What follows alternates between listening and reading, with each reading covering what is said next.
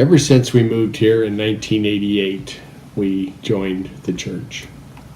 I remember we didn't know anyone when we moved here, and our first Sunday was somewhere around the 4th of July, and I remember on the way to church just praying. We came from Overlake Christian Church, big, huge church, and I was just praying that if only they sing a praise song, I know it'll be a fine church, and I know we could enjoy. And we went, and the very first song was my favorite one at that time, called In His Time. Mm-hmm. And so first song sung, and just a real peace came over me. We had 4 kids, and they were all pretty much raised here. We didn't want to raise them at Bellevue Square, and their idea of a fun night was going to play on the rubber boat. So we brought them here, and it was a great move for us. All the families that had kids our age, we did horse trips, river rafting trips, snowmobile trips.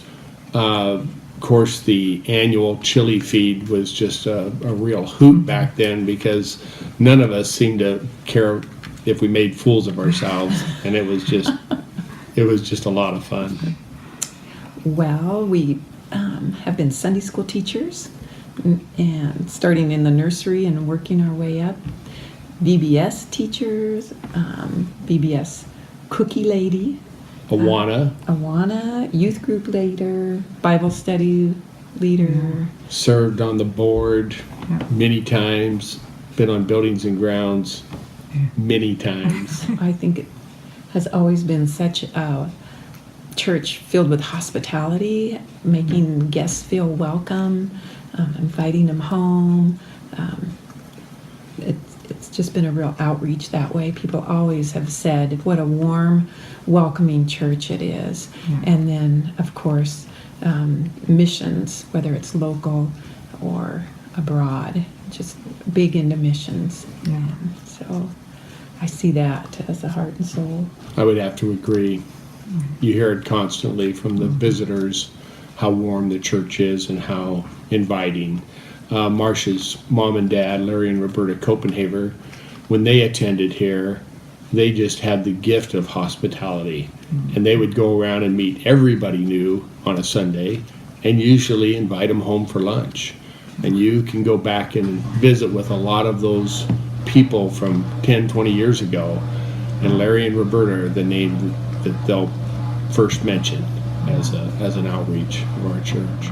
Well, I look around the people that come to our church, that are members of our church, and oh my goodness, just about everybody's in a ministry, whether it's Tall Timber or Camas Meadows or YD. Camp Camarack and YD.